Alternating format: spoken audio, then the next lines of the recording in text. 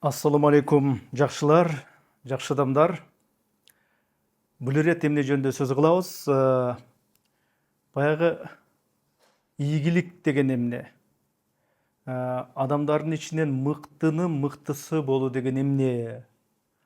Деген ушундай бир тенденция болуп атат го акыркы заманда, акыркы учурларда, соңку кездерде дегендей. Эми кантип ийгиликтүү болуш керек? Мыктынын мыктысы болуш үчүн эмне кылыш керек? Бул жөнүндө азыркы замандын коучтары, мотиваторлору бул боюнча көп айтышты. Бул багытта көптөгөн китептер жазылган, түгүл көптөгөн атайын бир ютубта сабактар бар, лекциялар бар, ар кайсы багытта дегендейчи.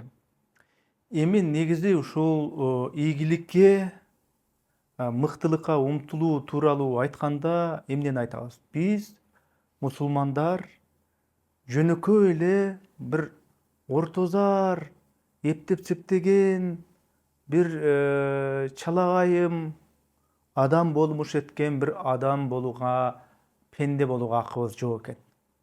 Биз буга жол бербешибиз керек, бир сөз менен айтканда.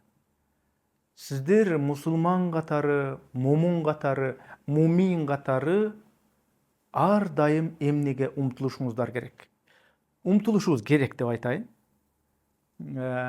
Кечеги күнгө караганда бүгүн кечегиден жакшыраак болгонго, мыктыраак болгонго биз аракет кылышыбыз керек экен. Эмне иш кылбайлы, кандай бир кесиптин ээси болбойлу, кайсы өлкөдө жашабайлы, кандай акыбалда болбойлу, мейли ошо илим билим алып атабызбы, илим билим алсак ошол билимди, илимди эң мыкты деңгээлде өздөштүрүшүбүз керек экен. Же болбосо мейли такси айдаган бир таксичи болойлу, оокат кылып, ал жагынан дагы мыкты таксист, мыкты таксичи болгонго аракет кылышыбыз керек экен.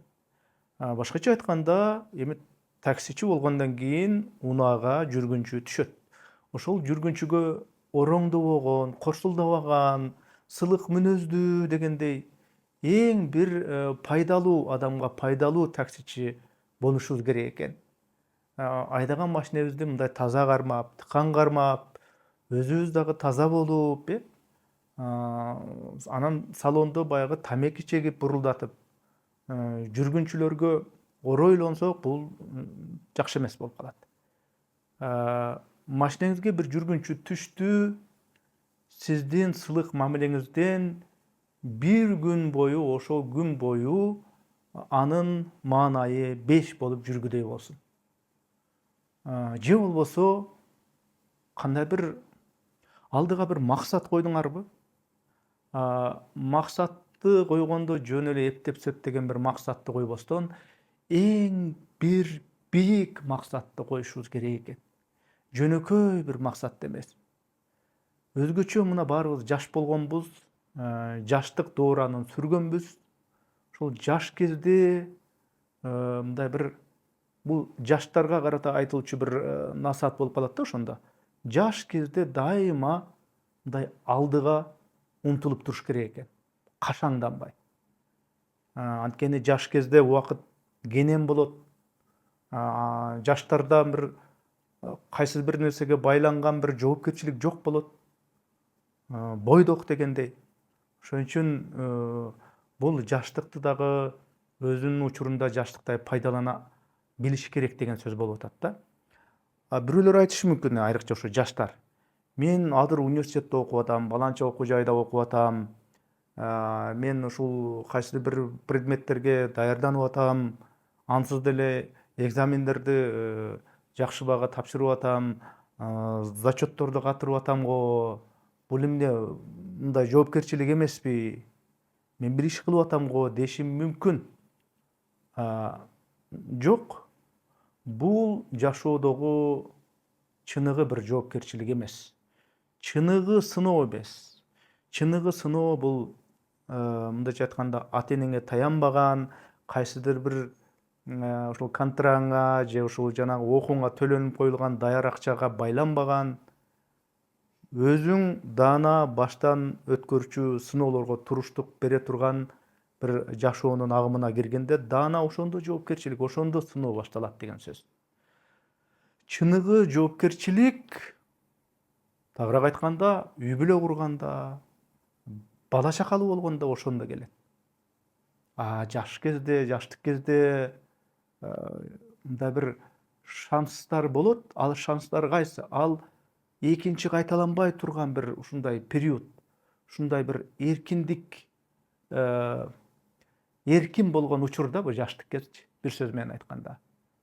Ошол жаш кездеги убакытта бул ошол убакытты пайдаланып, өзүңдү өзүң өстүрө турган бир шанс, бир мүмкүнчүлүк, бир учур болот экен да.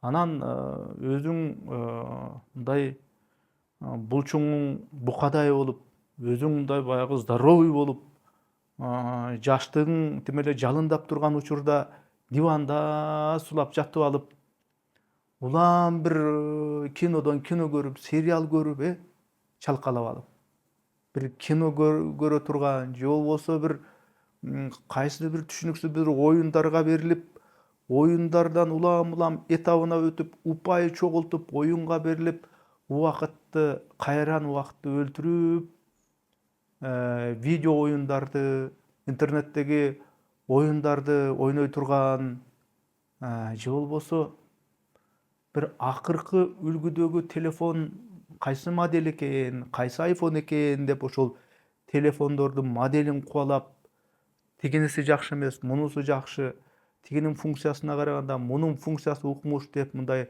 талашып, тартыша турган убакыт эмес бул жаштык деген.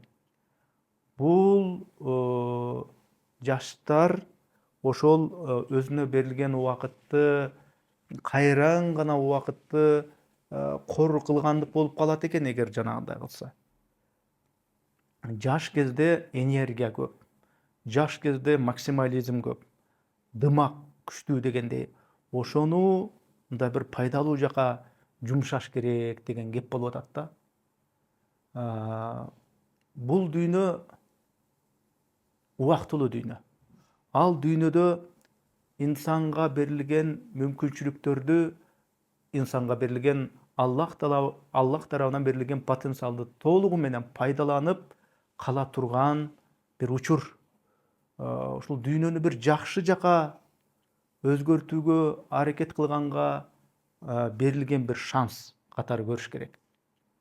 Анан кашаңданып, ыкшоолонуп, жалкоолонуп жүрө берсең, бул эми кайран өзүңө берилген өмүрдү дагы, өзүңө берилген мүмкүнчүлүктү, жөндөмдү дагы кор кылгандык болуп эсептелинет экен да. Максаты жок адамдар эмне? Максаты жок адамдар албетте бар. Алар максаты жок болгондон кийин мындай шайкелең жүрө беришет. Бир туруп телефонду карашат, бир туруп кинону карашат, бир туруп интернеттеги оюндарды ойношот. Ошолор менен мактанышат, ошолордун тегерегинде, ошол теманын тегерегинде талашышат, тартышат, бир мындай мааниси жок да. Бирок адам болгондон кийин, бул жашоого бир адам болуп келгенден кийин, айбан эмес, макулук эмес, курт-кумуртка эмес, бир жан жаныбар эмес, адам болуп келгенден кийин бир улуу максат болуш керек да. Улуу максат болгондо кандай болуш керек? Бул адам өзүнүн жөндөмүн максималдуу пайдаланып, колдон келсе бүт бардык нерседе эң мыкты болгонго аракет кылыш керек экен.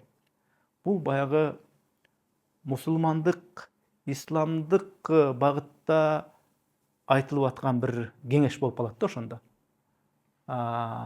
Мусулман адам бул дүйнөгө келгенден кийин, бул жашоого адам болуп жаралгандан кийин коомго пайда келтирүү деген нерсени биринчи орунга коюшу керек экен. Ошон үчүн ойлонуш керек да, бул адам болуп жаралгандан кийин сөзсүз жараткан адамга бир жөндөмдү берет. Ал жөндөм мындай жөндөн жөн берилбейт да. Адам ойлонуш керек. Аллах мага бир талант берди, өзгөчө бир жөндөм берди. өзгөчө бир шык берди. Ошол жөндөм менен, ошол талант менен, ошол мүмкүнчүлүк менен мен бул дүйнөгө, бул убактылуу дүйнөгө кандай жакшы нерсе жасай алам, кандай жакшы из калтыра аламын артымдан деп ойлонгону өтө туура болот. Бул нерсени өтө бир терең ойлонгондо гана адам бул жашоого келгенде чыныгы максаты эмне экенин бир түшүнгөндө гана мындай бир чыныгы бир умтулуу пайда болот. Мусулмандар, биздин түпкү максатыбыз эмне болуш керек? Биздин түпкү максатыбыз жалпылап келгенде комплекстүү түрдө бүт өзүбүздүн ошо кыялдарыбызды, биздин максаттарыбызды, пландарыбызды бириктирип, анан кийин бир сөз менен айта келгенде бул Аллахтын ыраазычылыгына жетүү биздин негизги максат болушу керек экен. Андан дагы конкреттештирсек, Аллахтын астына барганда мен сен берген жөндөмдү, сен берген талантты, шыкты мен колуман келишинче ушул момундай иштерге пайдаландым деп Аллахтын бет маңдайына келгенде жүзү жарык болуу ушул мусулмандын, мусулманмын деген адамдын негизги максаты болушу керек экен. Туугандар, биз Аллахтын астына барарыбызга мындай кыялый түрдө же барсак керек, балким бараттырбыз, балким барбайттырбыз дебестен мусулман адам акыретке ишенет жана Аллахтын астында сурак берерине дагы мындай ишенет. Мусулманмын деген адам. Ошол Аллахтын астына барганда жөндөмдү, шыкты колдон келишинче мен ушинтип пайдаландым, Аллахым деп көрсөтө ала тургандай, болгондо дагы татыктуу түрдө көрсөтө ала тургандай ушундай бир ой буюрса мен ошондой боломун. Менин негизги максатым ошондой. Кайсы кесипти тандабайын, кайсы жерде окубайын, кайсы жерде иштебейин, кайсы жерде жашабайын. Негизги түпкү максат ошол деген ой бир мусулман адамда мындай жашашы керек экен да, мээсиндечи. Эми албетте адам деген уктайт экен. Адам деген мындай тамаксыз жүрө албайт. Тамак аш, азык жейт экен, окуйт экен, анан спорт залдарга барат экен, чөмөлөт экен, адам деген. Мейли кайсы гана тармакта жүрбөйлү, түгүл уктаганда дагы, түгүл тамак жегенде дагы, түгүл ошо спорт залга барганда дагы баардык жактан үлгүлүү болушубуз керек экен. Уктаса ушул адамдай болуп уктасаң, ой, тамак жегенин карасаң ушундай бир үлгүлүү да, ушунчалык мындай бир таза, кылдат. Окуганын карасаң, ушу адамдай болуп окуш керек да, дей тургандай болушубуз керек экен да, сөздүн кыскасычы.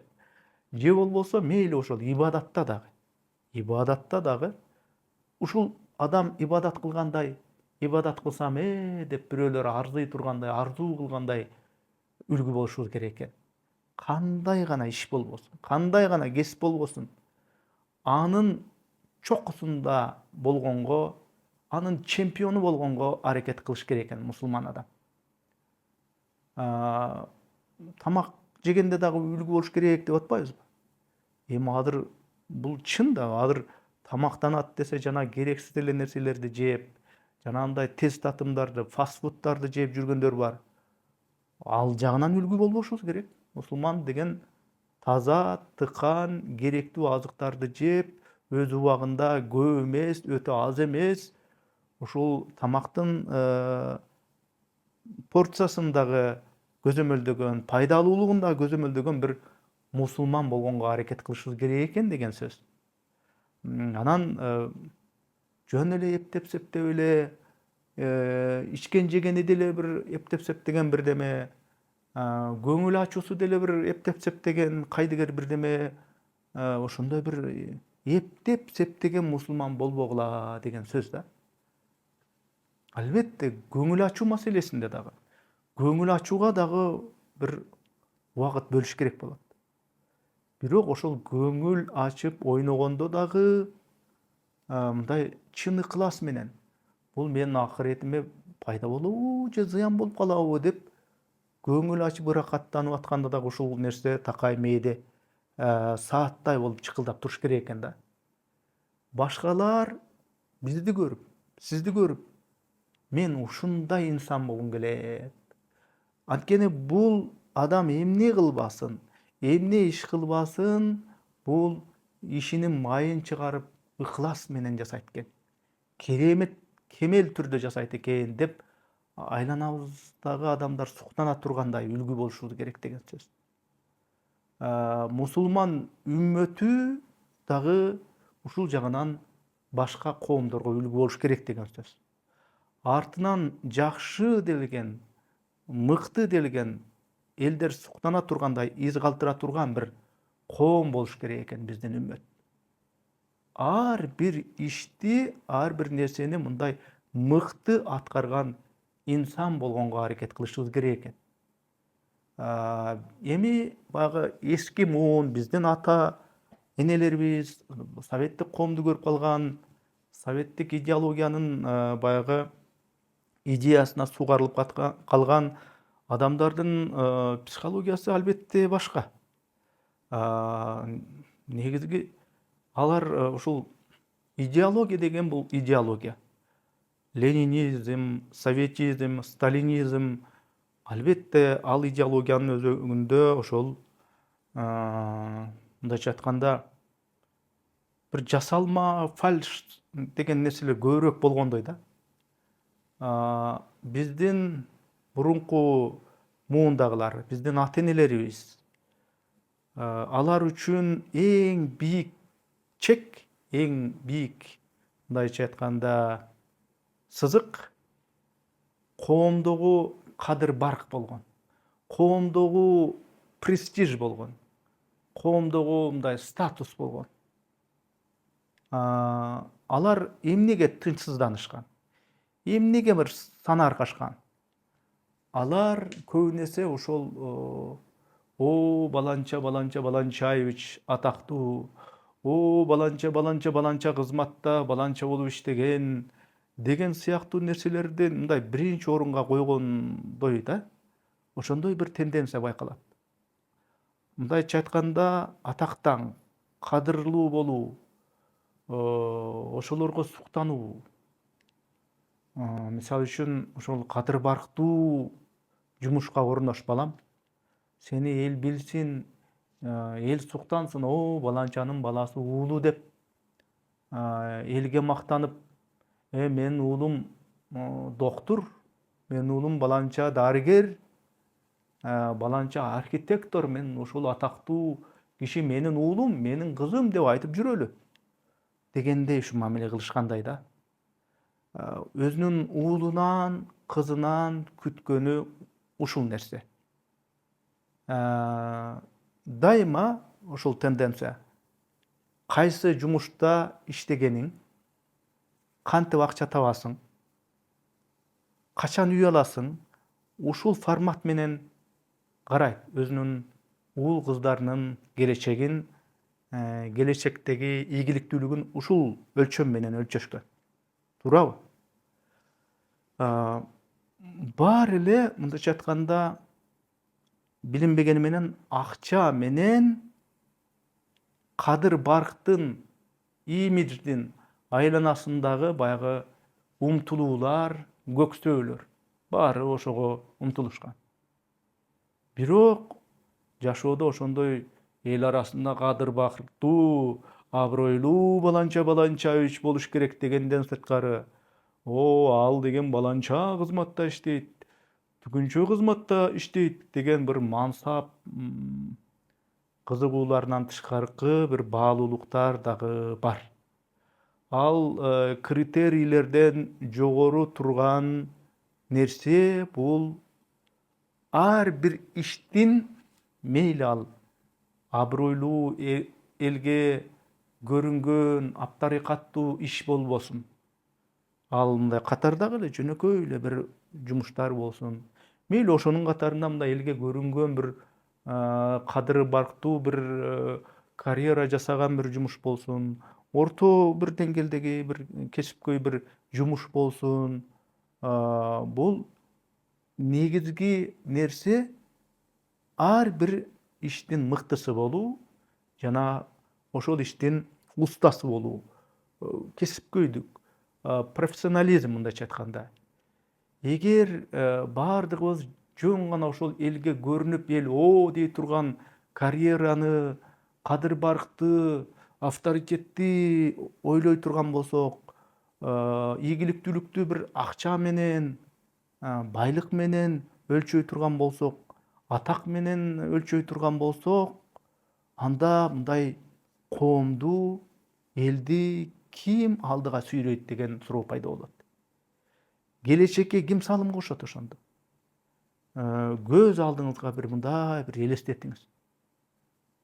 Биздин ушул мусулман жамаатын караңыз, мусулман коомчулугун караңыз.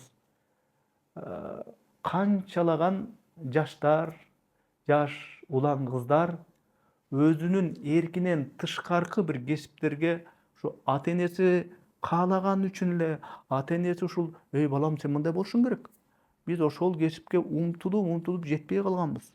Ой кызым сен баландай кесиптин ээси болушуң керек. Сөзсүз ошондой болушуң керек деп таңуулаган ата энелер бар. Ой кызым сен мейли 7-8 жыл окуп болсо дагы доктур болушуң керек. Доктур болбосоң болбойт деп кызыбы, баласыбы каалабаса деле ушул кызын, баласын ушу эл менин уулумду, баламды белгилүү доктор, атактуу доктор деп айтсын деп ошондой бир окууга тапшыртып, ошондой иштерде иштетип жүргөн ушундай бир аргасыз бир мажбур тагдырлар дагы бар.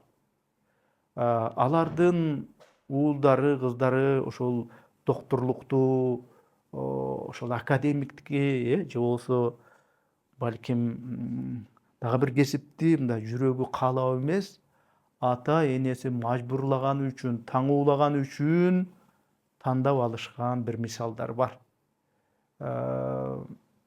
Мисалы үчүн андай дарыгерлерден, андай доктурлардан кандай бир адис чыгат мен билбейм. Өздөрүнүн жүрөгү каалабай, аргасыздан ата энесинин каалоосу менен эптеп-септеп жүрөгү каалабаса дагы ушу доктур болуп жүргөн, врач болуп жүргөндөр өзүнүн ишин канчалык деңгээлде жакшы аткарып атат, бул өтө бир чоң бир сурообу деп мен мындай күмөндөнөм да. Анткени өзүнүн ишин мындай ата энесинен таңуулоосуз өзү каалап бир өзү ушул мен доктур болсом экен, мен врач болсом экен деп өзү каалап бир окууга тапшырып, доктурлук окууга тапшырып, ошондой иштин майын чыгарып иштеген жерде бул чыныгы иш болобу деп ойлойм да мен. Бул өтө билинбеген менен өтө бир мындай бир таалуу маселе. Анткени мындай чын ыкластан, чын көңүлдөн бирөөлөрдүн мажбурлоосуз өзүнүн тандоосу менен кылынган иш бул коомго дагы, өзүнө дагы мындай пайдалуу болот деген мен ойдом. Чыныгы коомго пайда алып келе турган нерсе бул мындай кимдир бирөөнүн таңуулоосу жок болуш керекпи деген ойдом. Бул нерсе Куранда деле бар. Ыйык Куранда Аллах субханаху ва тааля айтат. Ал Наджим сүрөсү экен. 39-аятта кыргызча маанисин айтканда мындай болот. Инсанга дейт, өзү умтулган дейт, өзү эмгектенген нерсеси гана болот деген ой айтылып атат да бул аятта. Бул жерде эң негизги нерсе, эң негизги сөз бул умтулуу, аракет деген сөзгө басым жасалып атат. Анткени жашоодо, бул өмүрдө адамдар ар кандай нерсеге аракеттенишет, ар кандай нерсеге умтулушат. Бактылуу болгонго, аракет кылгандар бар. Ал бактылуулукту ар кандай түшүнгөндөр бар. Дагы бирөөлөр бар. Бактылуулук деп ошол өзү таанып билген кайсыдыр бир бирөөлөргө окшош болгонго аракет кылышат. Ошолорго окшоп басышат, ошолорго окшоп сүйлөшөт, ошолордун жашоо образындай жашоо образды кечиришет, анан ошенткенде өздөрүн бактылуу сезген кишилер бар. Же дагы бирөөлөр бар мындай таанымал болуу бул бактылуулук деп эсептегендер бар. Таанымал болгондорду карайт дагы, аларга телефон чалышат, ыңгайы келсе ошолор менен барып жолугуп сүйлөшүп, алардын сырын билгенге аракет кылышат дагы. Ушундай болуп, ушул таанымал адамдай болуп, таанымал болсом мен бактылуу болом деп ойлогондор дагы жок эмес. Кадыр бактуу адамдарды көргөндө, келечекте мен да ушундай галстуктарды тагынып, эл үстүндө такай журналисттерге маек берип, мындайча айтканда популярдуу болуп, ушундай кадыр бактуу болсом мен бактылуу болот болушум керек деп эсептегендер дагы бар. Ошолорду туурап кудошолордой болгусу келгендер дагы бар. Андан сырткары ушул акчага кызыккандар бар. Кептин баары акчада. Баарын акча чечет. Акчаң болсо любой нерсени кыласың. Ар кандай нерсени кыла аласың. Кадыр баркың да акча менен, кайсыл бир кызматың да акча менен, өңүң серт болсо сулуу болуп коюш деле акча менен деп ушул баарын акча менен өлчөгөндөр бар. Бактылуулукту дагы акча менен өлчөгөндөр бар. Бирок Аллах субханаху ва тааля үчүн, жараткан үчүн эң баалуу нерсе бул эмне туугандар? Бул деген жана аятта дагы айтылды го, умтулуу, аракет деп. Аллах үчүн инсандын туруктуу, талбаган, тынбаган аракети, чын ыкластан Кудай көрүп турат мени, Аллах мени көрүп турат деген сезим менен болгон жөн эле аракет эмес. Адал аракети, адал умтулуусу маанилүү экен. Аракет, умтулуу эң башкысы болгондо дагы чыныгы аракет, чыныгы умтулуу эң негизгиси, калган баягы байлык, бардарчылык, бийлик же болбосо кадыр бактуулук бул ошол умтулуу менен аракеттин артынан кийин келе турган Аллах өзү берип кое турган нерселер экен да. Демек Аллах субханаху ва тааля жыйынтыкты эмес, результатты эмес, тыянакты эмес, силерден ошол умтулуу, аракеттенүү процессиңерди көргүсү келет дейт. Ошол нерсе Аллах үчүн маанилүү дейт. Кыямат күндүн болооруна ишенесиңер да. Ар бир нерсеге жооп берчү, сурак берчү, эсеп берчү күн келерине ишенесиңер да, туурабы? Ошол кыямат күнү дейт, кээ бир пайгамбарлар келет дейт, баягы суракка келет. Алардын артында ээрчиген бир дагы мындай ээрчиген үммөтү жок дейт.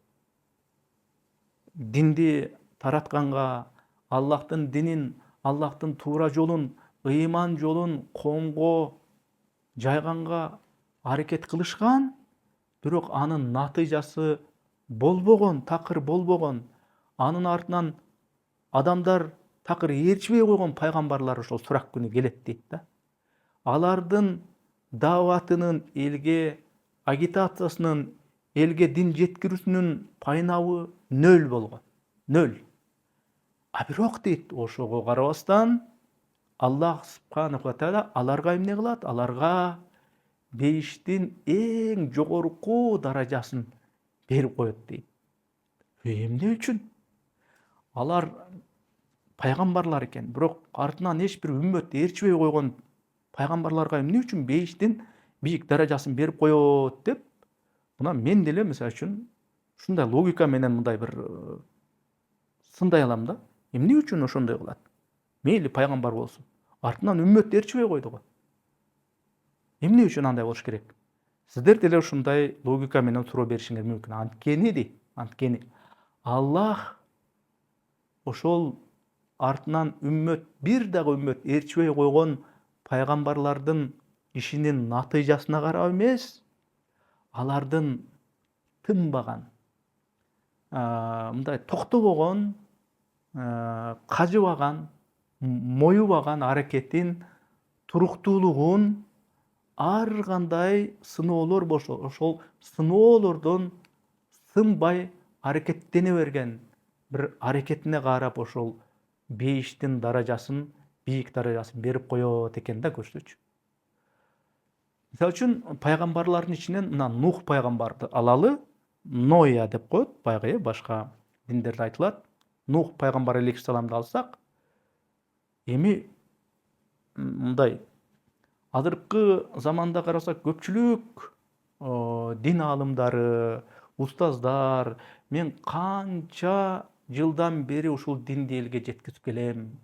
Мен 10-15 жылдан бери, 20-30 жылдан бери ушул ыйман жолун элге түшүндүрүп келем деп айтса жараша турган устаздар, ошентип сүйлөсө жараша турган аалымдар бизде аз эмес. А бирок Нух пайгамбар алейхиссалам 20 жыл эмес, 30 жыл эмес, 100 жыл эмес, 200 жыл эмес, ал 950 жыл бою коомду, элди динге чакырды. Эй адамдар, могу туура жол, могу жакшы жол, жакшы жашап өтө турган, Кудайга жага турган жол, тигиндей жамандык кылбагыла, мондой жакшылыктарды жасагыла деп тынбай өзүнүн коомун Нух алейхиссалам 950 жыл бою динге чакырды. Бирок анын сөзүнө муюп, туура айтасыз, биз сенин айткан эрежеңе муюдук, көндүк деп макул болуп, анын чакырган жолуна, динине киргендер өтө аз болду. Өтө эле аз болду.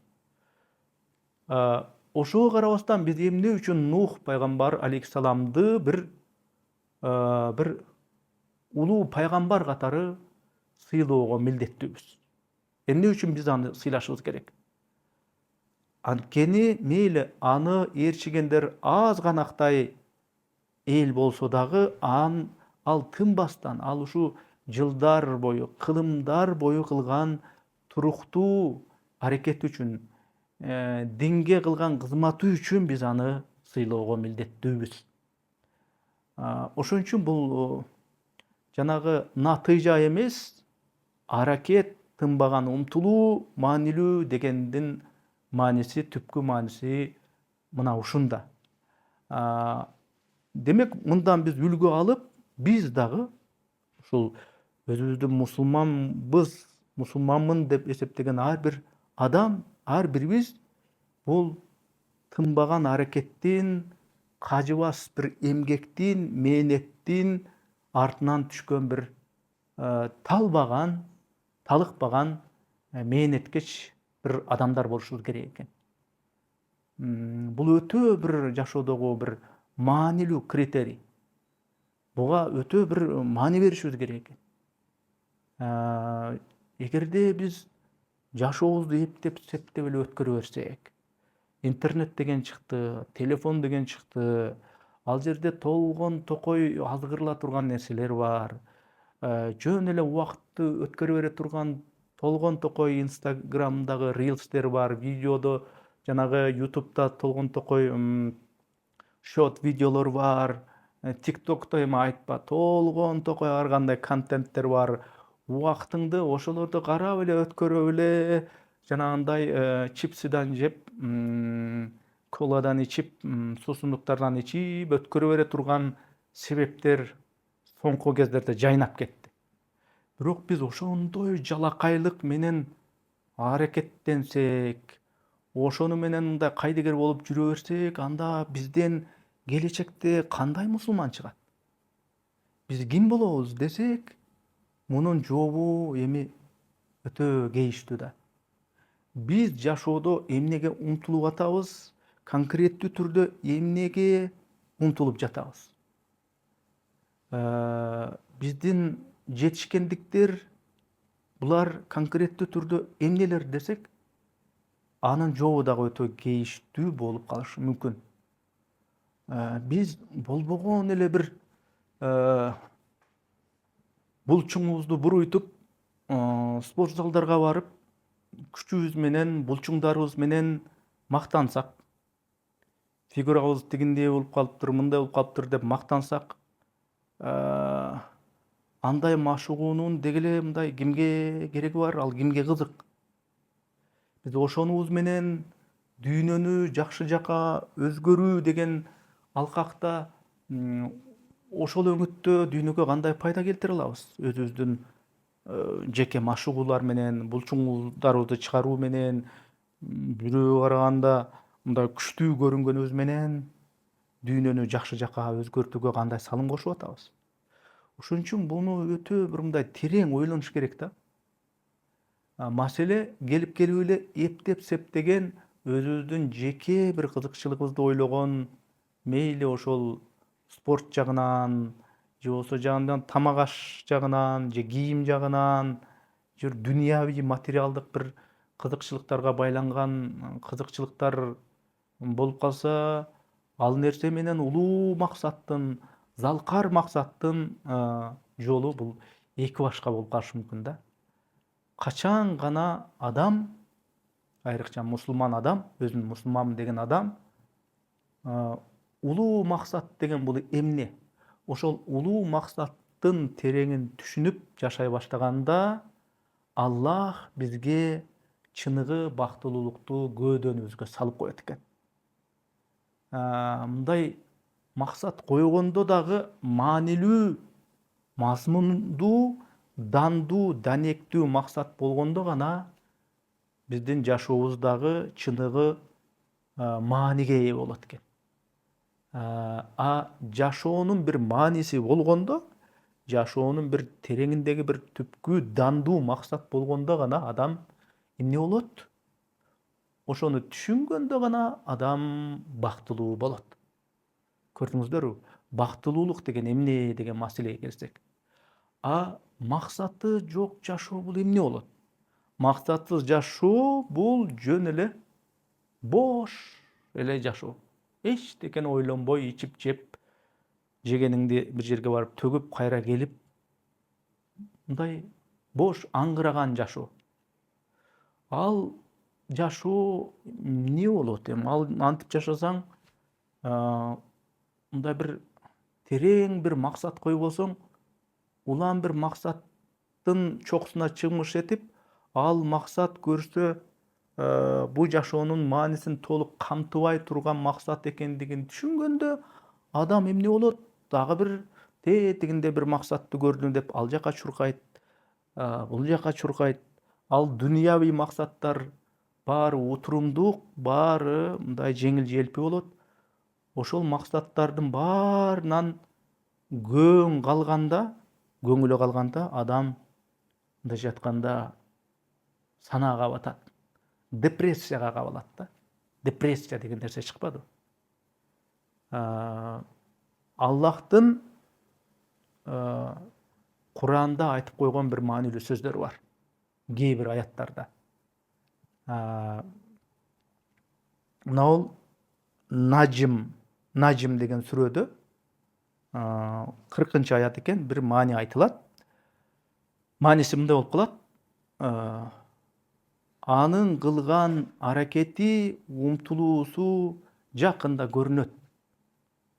Жакында ачыкталат, айкындалат деген мындай маанини берип калат да бул аяттын мааниси.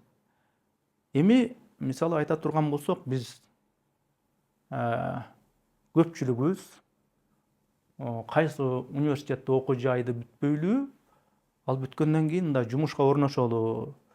Жумушка орношкондон кийин бир жакшы акча табалы дагы ошол акча менен бала чакабызды багалы деп ошондой максат менен жашайбыз да. Жумушка орношоордо эмне болот биринчи? Бул жумушка кирип аткан адам бул өзү ким деп баягындай резюме жазабыз да. Ал резюмеге биз эмнелерди жазабыз?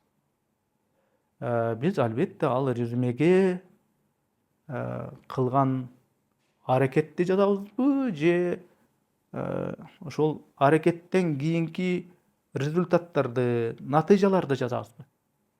Албетте биз натыйжаларды жазабыз резюмеге. Биз ушул окууда, билим алып жүргөндө, жогорку окуу жайда окуп жүргөндө мен паландай болуп 2 алып калгам. Биз мисалы үчүн ушул экзаменге даярданып атканда бутумду ушул тазикке салып, тазикке муздак сууну куюп, анан кийин ошол таң атканга чейин ушул экзаменге даярданып чыкканмын деп жазбайбыз да. Биз ошол окуу жайда, университетте, коллежде канча жыл окуу айды биз ошол окуу жайды бүтүргөнмүн деп эле жазып коебуз резюмеге. Жыйынтыгын жазабыз. Анан адамдар негизи бири-бирибизди натыйжага карап, результатка карап баалайт экенбиз табиятыбыздан. Табиятыбыздан ар кимибиз бири-бирибизди мындай натыйжасы кандай? Мейли тияктан окуп тур, бияктан окуп тур, тигини окуп тур, муну окуп тур, өзү азыр кандай деп мындай көзгө көрүнүп турган натыйжасы менен баалайт экенбиз да. Канчалык мээнеттенип тер төкпө, жыйынтык болбосо, жыйынтык чыкпаса эмне болот? Бир офисте иштеп аткан болсо, ишканада иштеп аткан болсо, жыйынтыгы болбосо, ал жумуштан айдалат. Же болбосо бир окуу жайга тапшырса, канчалык аракеттенбесин, канчалык түнү күнү уктабасын, жыйынтыгы начар болсо, мугалим студентке же окуучуга 2 коет, ал болсо сынактан кулайт. Жыйынтыгы ошондой болот. Бирок сурак күнү, кыямат күнү кандай болот? Кыямат күнү, сурак күнү Аллах субханаху ва тааля бизди натыйжабызга карап эмес, кылган аракетибизге умтулуубузга карап туруп баалайт экен, соттойт экен. Түшүнүп атасыздарбы? Натыйжага эмес, аракетибизге, умтулуубузга, ошол аракеттеги, умтулуудагы биздин ыхласыбызга карап бизге баа берет экен Аллах. Эч ким көрбөгөн, адамдар укпаган, эл көрбөгөн, биздин ичибизде катылган ошол биздин Аллах гана көрүп турат деген биздин мээнетти чынында эле Аллах субханаху ва тааля көрүп турган. Ошол көрүп турган үчүн ал эч ким байкабаган, эч ким элесе албаган нюанстар менен карап, анан сурак күнү ошол инсанга сыйлыгын берет, же жанагындай тозокко бара бер деген сыяктуу вариантты сунуштайт. Мындайча айтканда. Бул деген Аллах субханаху ва таалянын калыс, адилеттүү деген сыпатынын бир өзгөчө бир жагы да. Ошон үчүн биз жаратканды бул дүйнөнүн сотторундай, прокурорлорундай, судьяларындай эмес, бул адилеттүүнүн адилеттүүсү, калыстын калысы деп, ошон үчүн биз аны улуктайбыз, Аллах субханаху ва тааляны. Эч ким бул дүйнөдө сенин эмгегиңди миллиграммына чейин калыс баалабай койгон күндө дагы Аллах субханаху ва тааля миллиграммына чейин эсептеп туруп, сенин эмгегиңди сурак күнүндө, кыямат күнүндө баалайт деген сөз. Бул ошол Аллахтын адилеттүү, калыс деген ушул сыпатына ушу шайкеш келген бир критерий да. Кээ бир адамдар болот, ушул мен баландай иш кылдым, түкүндөй иш кылдым, баландай болуп жүрөм, түкүндөй болуп жүрөм, бирок мен эч ким ушу баалабайт да деп ойлошот. ошентип эсептеген ошол көз карашта жашаган адамдар бар. Кээ бирки эрендер бар, баатырлар бар тырмакча ичиндеги. Мен ушунчалык кыйратып салдым, мен ушунчалык тим эле тоону томкордум деп жүрүшөт. Бирок алардын көпчүлүгү өздөрүн алдайт да, алдай беришет. Чындыгына келгенде кээ бирки азаматтарыбыз мындай эл көрсүн үчүн эле соц тармактарда, интернеттеги баракчаларында гана баатыр, ошол жактарда гана мындай жакшынакай, ошол жактарда гана супер, чырайлуу азамат, молодец да. Бирок табиятында өзүнүн баягы чындыгында алар мындай жалкоо, шайтанга алдырып көп мындай жакшы эмес нерселерди кылышат. Алар көбүнчө мындай шылтоочул келишет. Көп эле жакшы эмес нерселерди кылат, бирок ошол нерселерине өздөрү шылтоо таап алышат. Анан бүгүнкү күндө мындай кээ бирки ушу жаштарга мүнөздүү нерсе өтө бир мындай бир ыкшоо, кайдыгер, баягы алма буш оозума түш деген логикага өтө бир таянып алган, бирөөлөр мага милдеттүү дегендей ушундай бир жашоо образды кечиришет да. Эми өзү кылаарга реалдуу иши жок. Эптеп, септеп, бирөөнүн эсебинен, балким ата энесинин эсебинен, балким дагы бир жакындарынын байкесинин, эжесинин эсебинен күн көрөт. Бирок ошонусун моюнга албайт. Иши жок. Эми бирок иш жок болгондон кийин издениш керек, аракет кылыш керек. Ошого деле болбостон мен баардык аракетти кылдым, баардык нерсени жасадым, бирок такыр эле окшошпой атат деп токтоп калгандар бар. Айрыкча бул нерсе мындай жигиттерге мүнөздүү да. Кыздар, аял заты негедир мындай эркектерге караганда мындай сабырдуу, көп нерсеге чыдамкай, тилин тишине басып мындай бир буюрса болор, буюрса буга да чыдап коеюн деген мындай чыдамкай келишет да. Бул жагынан жигиттер, эркектер керек болсо кыздардан, аял затынан үлгү алыш керек. Бул баягы аял затына, кыздарга болгон эми комплимент эмес, ушундай көрүнүш бар. Ошол эле учурда эми баягы калыстык менен айта турган болсок, аял затында деле кыздарда дагы кемчиликтер жок эмес. Кыздардын, аял затынын кемчилиги, маселеси, көйгөйү эмнеде? Кыздардын проблемасы деле ошол өзүнө өзү баалоо критерийине келгенде тиешелүү деңгээлде өздөрүнө өздөрү ишенишпейт. Дайыма өздөрүн өздөрү сынап турат да, айрыкча эми кыздар эми ушундай болот, өзүнө өзү карап, мен тигиге караганда мен чырайлуу эмесмин, менин мурдум мындай, менин бетим тигиндей, тиги подружкам тигини кылып салды, мен болсо ал нерсе колуман келбейт деп эле аябай эле мындай самокритика менен өздөрүн мындай жемелей берген бир учурлар бар. Бул жактан алганда эми кыздар, аял заты өздөрү кыйнаганды, өздөрү мындай террор кылганды коюш керек.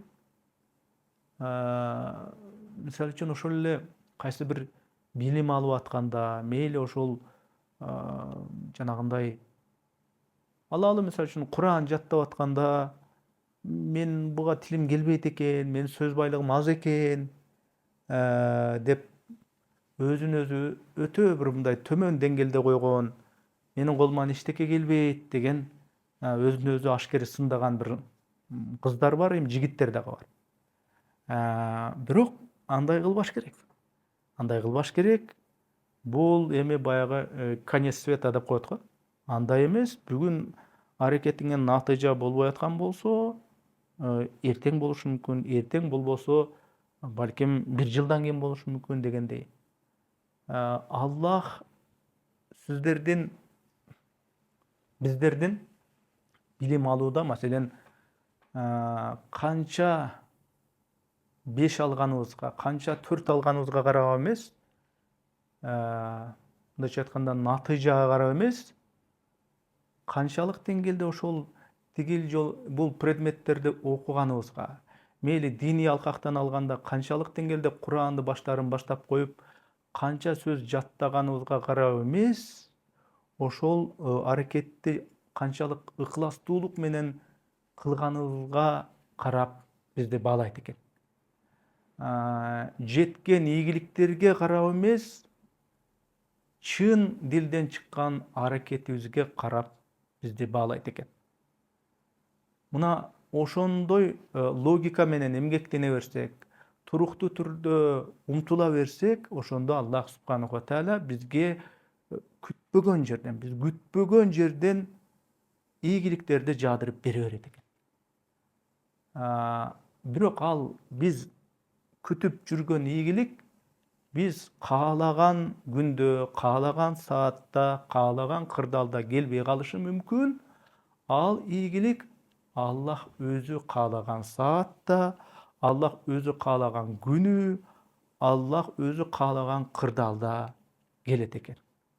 Мындайча айтканда, биздин кандай бир ишти кылабызбы, же бул илим билимде канча бир уйкусуз түндөрдү уктабай бир китеп окуп чыгабызбы, биздин ушул санга карап эмес, мында сапатка карап баалайт экен Аллах субханаху ва тааля биздин мээнетти деген сөз да. Ошон үчүн бул жерде мындай бир өтө терең маани бере турган бир жагдайларды бир эске алып коюш керек экен. Күн түн тынбай окуган студенттер, окуучулар болушу мүмкүн.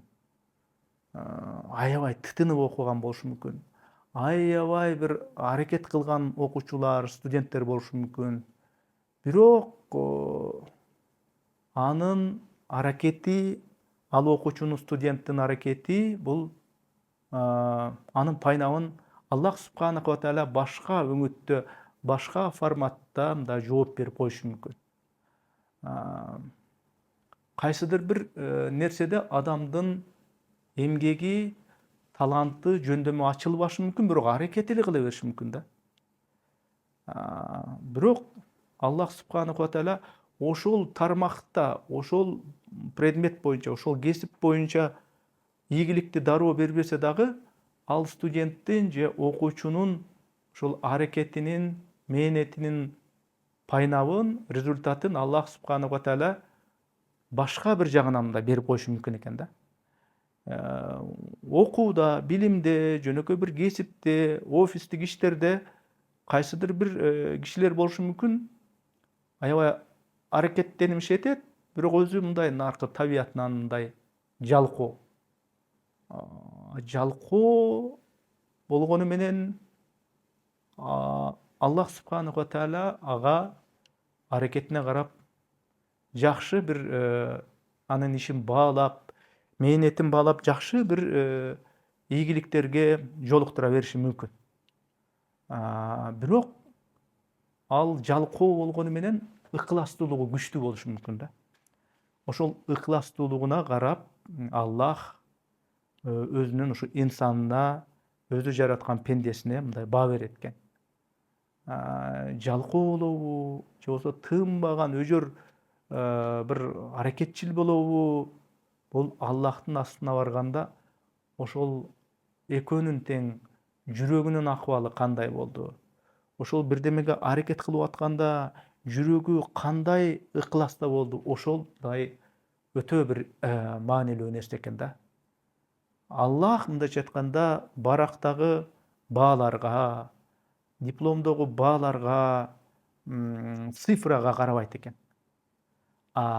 Жараткан Аллах субханаху ва тааля эмнени баалайт? Албетте мээнеттенген аракетти, мээнетти баалайт. балким кайсыдыр бир жалкоо адамдын кылган иш аракети Аллахтын астында эч бир нерсеге арзыбай калышы мүмкүн. Анткени ал ошо аракет кылып атканда жүрөгү кандай акыбалда болду, жүрөгү эптеп септеген кайдыгер акыбал болсо, ал ошого жараша баасын алат деген сөз. Ал эми берки мээнетчил адамдын аракети, анын пайнабы өтө бир жогору бааланышы мүмкүн, анткени анын жүрөгүнүн акыбалы ошол учурда Аллахты көбүрөөк эстеп, Аллах мени көрүп турат деген ушул сезимде болгон болушу мүмкүн. Ошого карап бааланат деген сөз. Эми эмне болгон күндө дагы биз ишибиздин, кылган мээнеттерибиздин же болбосо ошол өткөрүп аткан күндөрүбүздүн саны жөнүндө эмес, мындай сапаты жөнүндө ойлонушубуз керек экен да көбүрөөк. Бүгүн баамдат намазына саат канчада турдум? Мисалы да. Бүгүн мен кандай тамак жедим? Бүгүн мен ким менен кантип эмне жөнүндө сүйлөштүм? Бүгүн мен ушул убактымды эмнеге короттум? Ушул маселелерди өтө тереңден ойлонуп, ушул суроолордун үстүнө мындайча айтканда кыжалат болуп,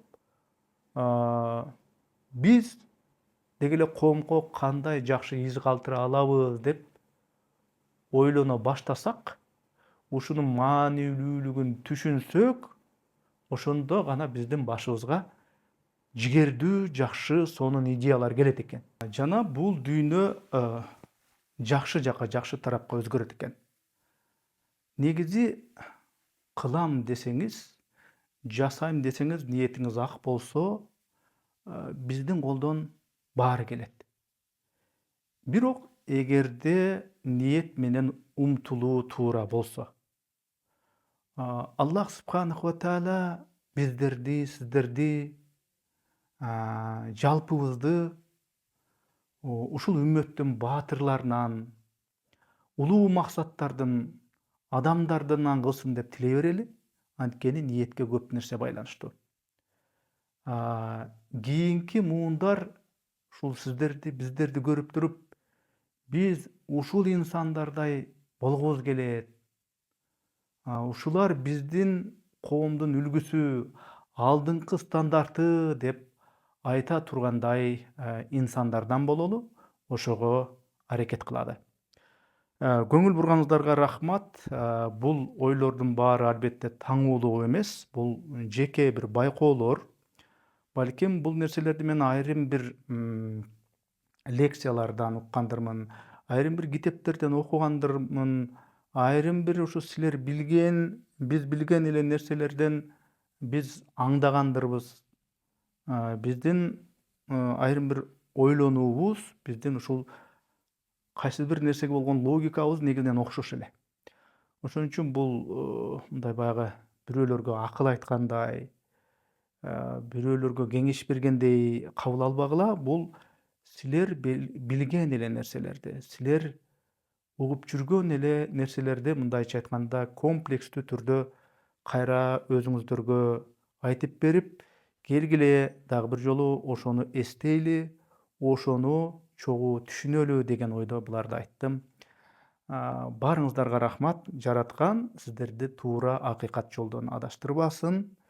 Жана ар бирибизди Аллах өзү сүйө турган, жакшы көрө турган инсандардан кылсын.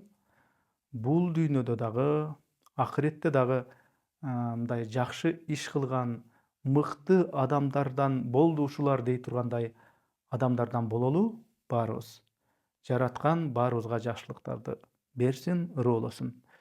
Өзүңүздөрдүн пикирлер, көз караштар болсо комментарийге жазыңыздар.